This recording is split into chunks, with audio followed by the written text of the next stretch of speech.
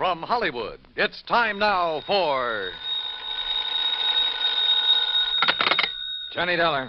Paul Brennan, Inter-Allied Insurance Company, Johnny. Oh, hi, Paul. How's the world doing by you? Oh, I got troubles. Oh, like what? Like Albert W. Winkler. Winkler? Who's he? Maybe you mean who was he? Well, which is it? Well, that's the trouble, Johnny. We don't know. Huh? Well, he's disappeared, and with him a hunk of emerald worth exactly 100,000 clams. Wow. Well? Sure.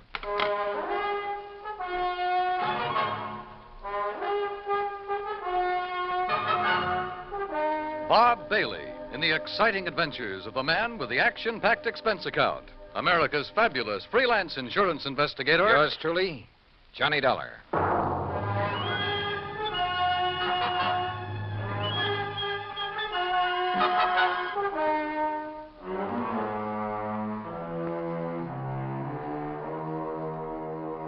Expense account submitted by Special Investigator Johnny Dollar to the Inter-Allied Insurance Company, Dawson Building, Hartford, Connecticut. Following is an account of expenses incurred during my investigation of the Blooming Blossom matter. Expense account item 1, $1 even. Taxi from my apartment to the offices of Inter-Allied, where Paul Brennan wasted no time in getting to the point. Albert Winkler was a partner in a small jewelry firm down in New York. Real exclusive type place. Fluid and Winkler? Yeah, that's the outfit. Well, a few days ago, they got hold of an emerald. It's called the Green Eye of Calcutta. And, Johnny, the darn thing's big enough to choke a horse. Okay, Paul, okay. I don't think you need go any further. No, wait. They plan to put it on an exhibition at the big international jewelry show in Chicago next month, and Winkler took it home to work on it. Oof. Insured for 100,000, you said. Yeah, and Winkler's insured for 10. Okay, so who killed him and stole the rock? Listen, will you? Go ahead. Well, Sunday morning, his partner Blewett tried to phone him at his apartment. No answer. So Blewett sauntered down to the office thinking he might be there. But no sign of him? Right. Nor of the Green Eye of Calcutta. Only a note Winkler had left the night before saying he was taking the stone home to work on it. Well, that makes it look as though maybe Winkler... Listen. About that time, the phone rang there in the office. It was the police department, also looking for Winkler. Oh. Yeah, they'd been called by Winkler's landlord after a chambermaid had found his apartment completely ransacked and the old boy missing. Uh-oh. Who's working on it? For the NYPD, I mean. Sergeant Randy Singer, 18th Precinct, homicide. Old friend of yours, I believe. Yeah, good man. Has he come up with anything? Nothing. Well, Johnny? Sure, Paul. Now? Now. Item 2, another $1 for a taxi back to my apartment where I slicked the stubble off my face, showered, dressed, and was about to head for New York when the phone rang.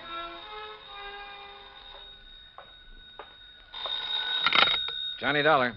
Johnny Dollar? That's right. Oh, good. Well, who's that? Oh, yes, of course, Mr. Dollar. Huh? I must talk with you, sir. It's important, very important. Well, who are you? Me? Well, this is Wilbert Kenworthy Blossom. Yes, and I must see you right away. Well, what's this all about, Mr. Blossom, did you say? Oh, why, that's right. How did you know that? Oh, is this some kind of a gag? Certainly is not. And to think that now I'll be working with you on a... Oh, it's wonderful, just wonderful. What are you talking about? Why, you, don't you see? I follow every single one of your cases, sir. Either in the newspapers or on the radio. Oh, I'm your biggest fan. Is that all you called to say, Mr. Blossom? It is not. I'm calling about the mysterious disappearance of Mr. Albert Winkler. Winkler? You know something about him, his whereabouts? I certainly do. Where are you, Mr. Blossom? Here at my house in New York, and I'll be waiting for you, sir. Goodbye. No, wait. Give me your address. Oh, yes, of course. How could you know where to come if I hadn't given you that? Yeah. That was silly of me. Well, goodbye. The address, man, the address. Oh, of course. Yeah. It's 825 East 73rd Street.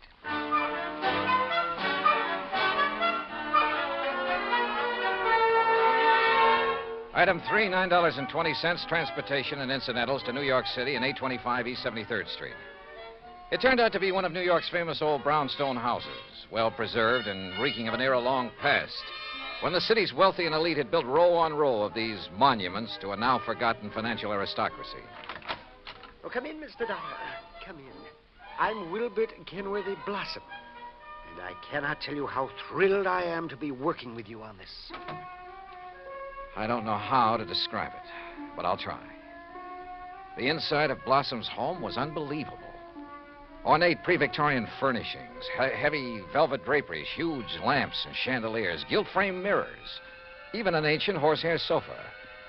It was also filled with dusty piles of newspapers and magazines, hundreds of old books. Travel books, Mr. Dollar, and mysteries. Oh, I just love mysteries. One corner of the high-ceilinged living room was piled with old trunks and handbags, an old carpet bag even. Boxes of tools and utensils were stacked about, an ancient Victrola, beat-up sewing machine. You just never know when you might want to sew something, do you? Old guns and pistols, some of them museum pieces. A stringless tennis racket. A pair of rusty handcuffs locked to the base of a floor lamp without a shade. A broken bicycle pump. That's just in case I ever find a bicycle to go with it, you understand. Yes. Against one wall stood an old metal cabinet loaded with rusty surgical instruments and a worn-out catcher's mitt. Yet directly opposite was a corner shelf full of priceless porcelain figurines and rare pieces of china. Some of the old clocks and jewelry on the mantelpiece were collector's items. Fine original oil paintings lay among piles of old shoes.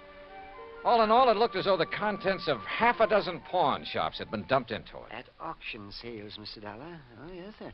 I just cannot resist an auction sale or a bargain. But what are you going to do with all this stuff? Oh, just keep it. I like it. I like a lot of things. Yeah, so I see. Including 12 gross of Spencer's superlative steel-tipped shoelaces, patented 1841. They were a bargain, Mr. Dollar. Just like all this fine artwork is, too. Yeah, I'm sure. Some of my friends pamper me a bit, though. You know, send me things they pick up at sale. Yeah, now look, Mr. Blossom, you told me you know something about Albert W. Winkler. Oh, yes. Yes, indeed. Well? And think of that magnificent emerald. Gone. Disappeared. Yeah, but now you said... And that poor Intralite Insurance Company. Oh, my. That's how I knew you would be called on this case. But $100,000... and $10,000 on Mr. Winkler. Well, at least they're off the hook on him until he's proved dead. Aha. And that's where I come in. With proof. Proof? What proof? Have you seen Winkler?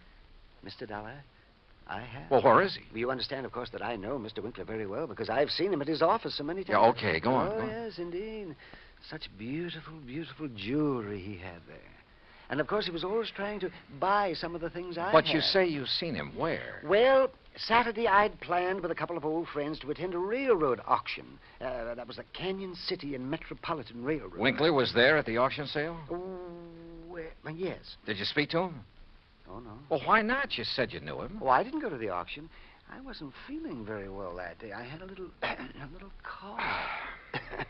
It was kind of like that. Then how do you know he was there? My friends went, and at least they talked about going. Mr. Blossom. And I'm sure they did, too, because they sent me something from... And what do you suppose it was? I don't know. I don't care. Now, look here. You got me It was the very thing that has solved this whole case for you. What? And think of it. This dull, drab, dreary life of mine has suddenly become... Why, it's almost like a mystery story, isn't it? Adventure and... Look, Mr. Blossom, And would you... think of it. I'm being a detective. I'm working with my idol, the famous Johnny Dollar. Oh, George. Mr. Blossom, what did they send you? What's that? Oh, yes, of course. Here. Here it is, sir. It's right here between the erector set and the golf clubs. This old trunk? That's right. Oh, great Scott, you think you do. But at first, of course, I thought of calling the police. But knowing all about you... Mr. Blossom, let me see that. Excuse me. There are a lot of crumpled newspapers on top. Yeah, I see. As old as the trunk. Good Lord. It isn't pretty, is it?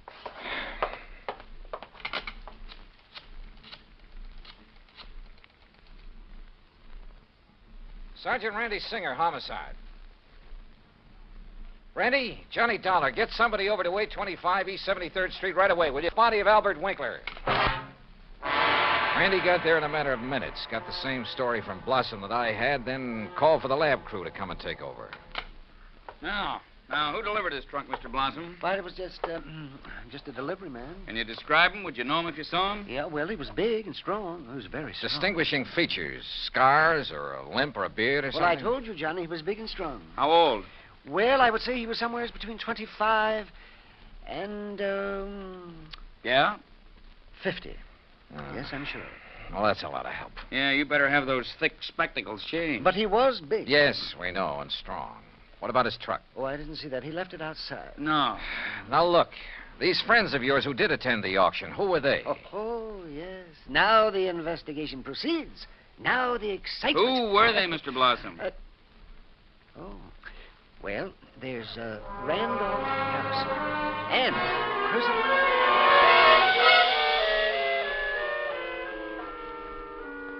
Randy Singer took down the names of Blossom's 3 auction-minded friends. The lab crew arrived. Randy took off to dig up Blossom's friends, and I took a cab. That's item 480 cents to the apartment of Elwood Blewett, Winkler's partner in the jewelry business. Blewett lived alone in a modest but tastefully furnished 5 or 6 rooms on East 52nd Street. Of course, Mr. Dollar. I'll be glad to help you all I can. Albert's death has been a terrible blow. Yes. Well, tell me this, please. Yes? Did Mr. Winkler make a habit of taking valuable pieces of jewelry to his residence? Yes, Albert often took pieces home with him to work on them, clean, polish, and so on. Wasn't that a rather dangerous practice? Frankly, I always thought so, but he felt there was far more chance of being robbed if he were alone at the office than at his flat, where he wouldn't be expected to have anything of great value. Well, who has seen the Green Eye of Calcutta besides you and Mr. Winkler? I'm not sure. Of course, almost anyone would have been able to recognize it. Because of the publicity and pictures when you brought it over here. Yes. Come to think of it, Blossom indicated he'd been much impressed with it. Wilbert Blossom? Yeah. You know him? He's been in the office many times. He and Albert were always bickering over pieces that either of us Bickering? had. Well, it was really something of a joke. Albert always wanted some of Blossom's heirloom pieces, and Blossom wanted some of the finer things we had. Did he ever buy? Never. He always wanted us to put them up at auction or at a bargain price. Hardly our way of doing things, needless to say. When did you last see Blossom? Why, last Friday. I was busy with an important client, and from the back room where Albert worked, I remember hearing Blossom insist that Albert show him the emerald. What did he? I don't know. The silly argument got so noisy that I closed the door on them. Oh, now, wait. Certainly you aren't thinking that perhaps Wilbert Blossom... I'm not quite certain what I'm thinking, Mr. Blewett.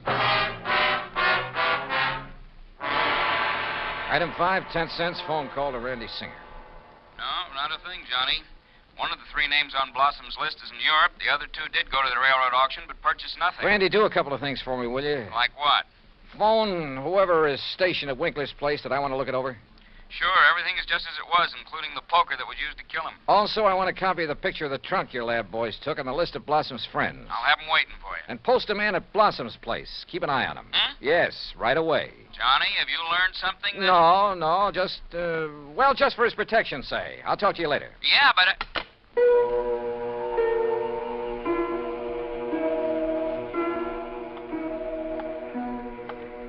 Blossom. Yeah, Blossom. Maybe I hadn't given enough thought to the strange little character. Or to why the trunk with Winkler's body had been at his place.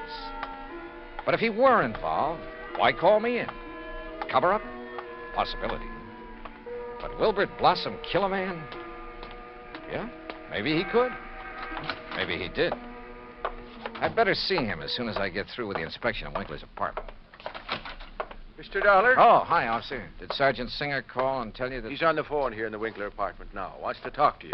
Says it's very urgent, sir. Okay, thanks. Johnny Dollar. Johnny, how did you know? Huh? The man I sent to cover Blossom's house for you got there too late. What? Whoever got in and attacked the poor old coot got away. Attacked? Blossom? Yeah, really did a job on him. Johnny? Okay, Randy. Thanks.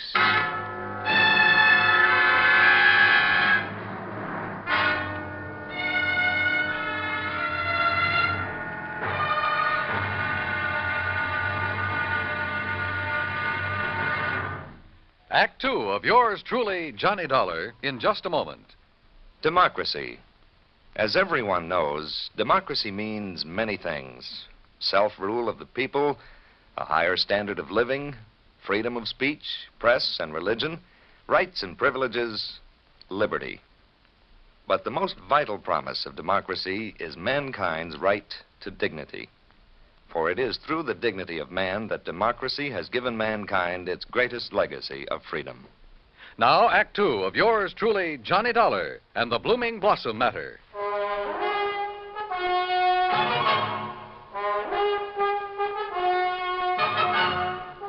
Expense account item 6, $2.25 for a fast taxi ride to 18th Precinct Police Headquarters. All right. As soon as I got your call, Johnny, I sent a uniformed man over to Blossom's house. From the way you talked, I thought maybe you suspected him.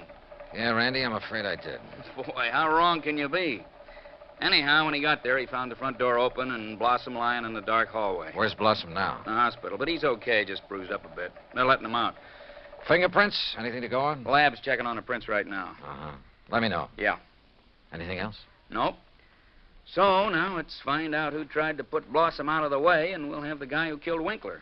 And stole the $100,000 worth of emerald, then shipped Winkler's body to Blossom. Oh, and by the way, here's the picture of the trunk you asked for and the 3 names Blossom gave me. Harrison, Norton, and Scatterday. What are you going to do with them? Randy, suppose the man who attacked Blossom is the one who did all the rest. You got a better suppose? Well, look, Randy, whoever wielded that poker on Winkler couldn't have been very strong. A really hefty wallop would have bent it out of shape. And the lab agrees with you. But, of course, it didn't take much of a blow to finish off old Winkler. He didn't weigh much over 100 pounds, you know. Yeah. Any strong arm could have finished him off easily and without messing up the whole apartment. And don't forget, whoever did him in also put him in the trunk and delivered it to Blossom's house. But why? Yeah. Yeah, and where's the emerald? That's what you should be worried about. $100,000 worth of worry for your insurance company. Now, what are you going to do with that picture of the trunk and the list of Blossom's friends? Oh, yeah, sure. I'll see you later.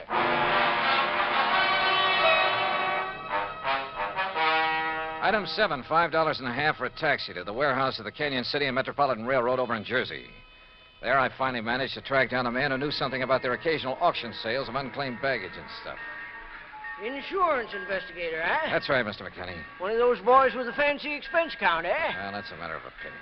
Look, you had an auction sale here last Saturday, didn't you? That's right. Handled it myself. Want to know something about something we sold off? Exactly. Then I'm your man. Always remember all about every single item I sell and who bought it and all about it. That's fine.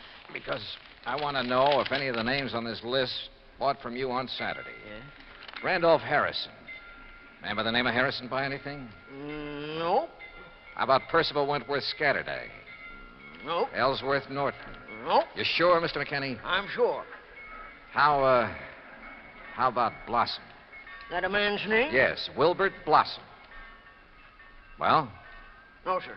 Nope, never heard of him. And like I told you, I never forget the stuff I sell or the fellows I sell it to. Wait. This picture of a trunk. Huh? Have you ever seen this trunk? Well, yes. Did you sell this trunk on Saturday? Yes, I did. To whom? Come on, man, it's important. Well, now, it was real early in the sale. Yeah, before most of the people got here. Bought this trunk and had it sent to his apartment in New York. And his name? Well, it was a funny kind of name. Blinky or Winky or... Oh, no. Winkler. Winkler. That was it. Albert Winkler. Item 8, $2, 2 drinks for myself at the nearest bar. But they didn't help to kill my feeling of utter frustration. Item 9, $5.50 taxi back to 18th Precinct headquarters in New York for want of a better place to go. Oh, it's about time you got here, Johnny. Oh? We matched up the prints we found after Blossom was attacked. You know who made them? Yeah, here's his card. Carlo Bernasconi. Any reckon? Couple of a dozen arrests, only one conviction. Anything to do with jewelry? Better. Accessory to a hijack operation a couple of years ago. He drove the truck. Hey. Sure. Got a mugshot of him? We got him. Downstairs. Come on, I'll take you down. Randy, what's he look like? Like you'd expect a truck driver to look. Big, husky brute. Has he admitted anything? Well, the threat of a murder charge made him talk, all right, but none of it makes any sense. Of course it doesn't. But he's our boy, all right. He killed Winkler and beat up Blossom. I thought your lab decided whoever killed Winkler was a small fella. Yeah, So the theory about the same man killing Winkler and beating up Blossom doesn't work. But, Johnny, holy... Come on down. Let's talk to this Bernasconi. After I make a phone call. Huh? Who to? Yeah? Get me a man named McKinney, Canyon City and Metropolitan Railroad warehouse over in Jersey. Make it fast, please. Yes, sir. Hey, you been over there, Johnny? Just before I got here. Did you find out anything? No, but I'm going to now. Like what? Randy, for the first time, this whole thing is beginning to make sense. Here's your party.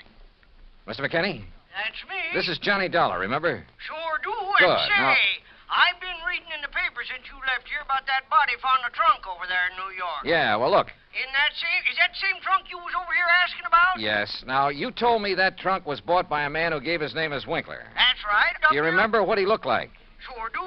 Why, I can give it to you as accurate as if it was in the police files. Well? Height, 5'9", maybe 9.5. Go on. Weight, between 155 and 58.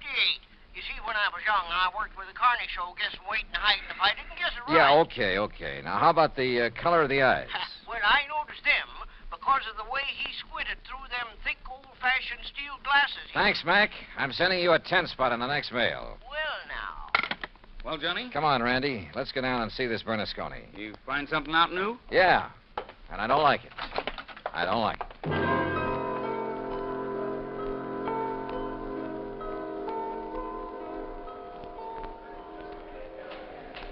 Now, look, Bernasconi, you're in plenty of trouble for the assault on Blossom. Maybe even more.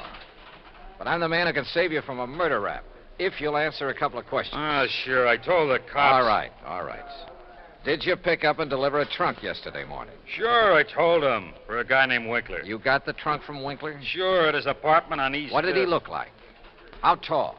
Maybe 5'8" or 10. What? Johnny... Slight build or heavy or what? I'd say about medium.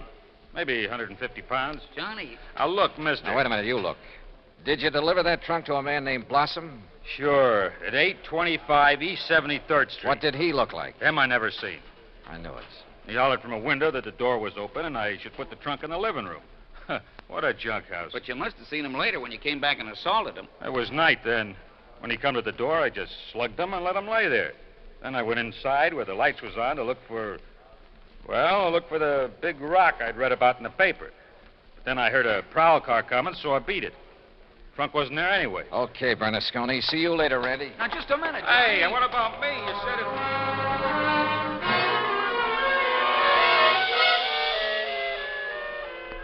Item 10, 90 cents, taxi to Wilbert Blossom's old brownstone house on East 73rd. Come in, Johnny. Thanks, Mr. Blossom. All recovered from your beating? Oh, of course I am. Here, sit down. You said you wanted to help me on this case. Oh, yes, indeed. Why, this chance to work with a man I consider the finest insurance investigator in the world. Yeah. That's why I called you when I got the trunk with Mr. Winkler's body in it. Mr. Blossom, why don't you tell All the my truth? drab, dull life, I wanted to be a detective, an investigator. And this was my chance. My chance... Tell the truth, did you say? Mr. Blossom, listen to some facts for a minute and see what conclusions you draw from them. Oh, deductions. Like a detective. To begin with, this house of yours so full of, well, junk. I told you, Johnny, I like things. But it also has a lot of fine paintings, sculpture, china, jewelry. Oh, I like all sorts of things, especially if they're fine and rare. And bargains. Like the Green Eye of Calcutta? Oh, the most beautiful emerald in the world. And I would conclude that you'd do just about anything to have that stone. Yes, sir, Johnny.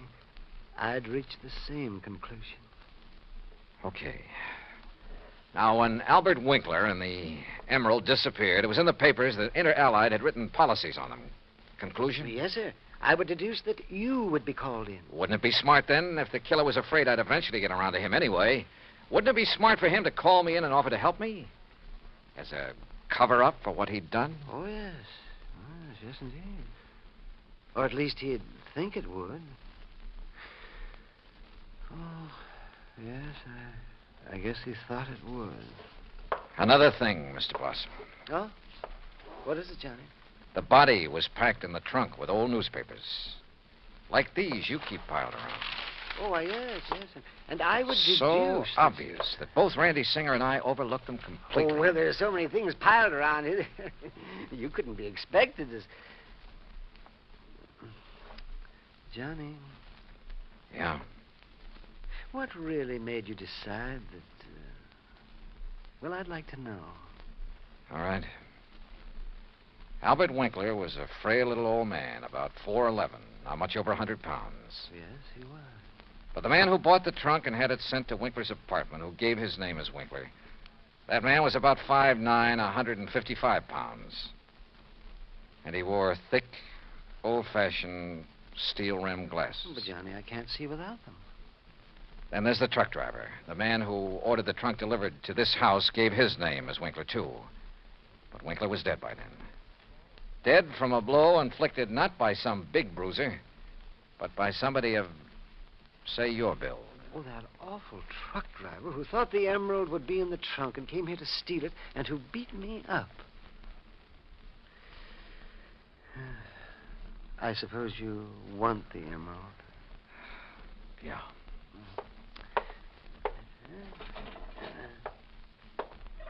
Here, Johnny, I kept it in this old coffee pot that I picked up at an auction sale. Real bargain, too. Oh, isn't it a beautiful stone? Oh, if only Mr. Winkler would have sold it to me. At a bargain, that is. Then none of this would have happened. Well, I guess we better go now, hadn't we? It's such a silly thing. Me trying to act like a detective. I guess I didn't even make a very good killer. Did I? Why? Just this overpowering passion to have things? Maybe. Or maybe it was just a reaction. A last desperate attempt to some way, any way, break from a lifetime of lonely, dull, drab idleness. I don't know. But for some crazy reason, I feel sorry for the funny little old character who turned killer. Expense account total, including incidentals and fare back to Hartford, $61.55. Yours truly, Johnny Dollar.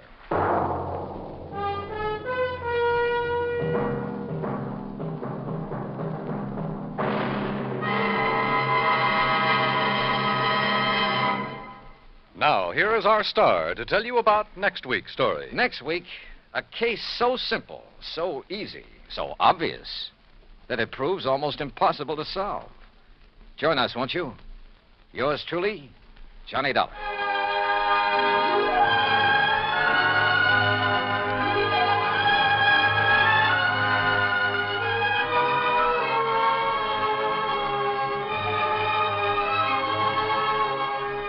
Yours truly, Johnny Dollar, starring Bob Bailey, originates in Hollywood. It is produced and directed by Jack Johnstone, who also wrote tonight's story. Heard in our cast were Howard McNear, Herb Ellis, Herb Vigran, Junius Matthews, Herb Butterfield, Frank Gersel, and Johnny Jacobs. Musical supervision is by Jerry Goldsmith. Be sure to join us next week, same time and station, for another exciting story of yours truly, Johnny Dollar. Dan Cubberly speaking. Johnny Dollar has come to you through the worldwide facilities of the United States Armed Forces Radio and Television Service.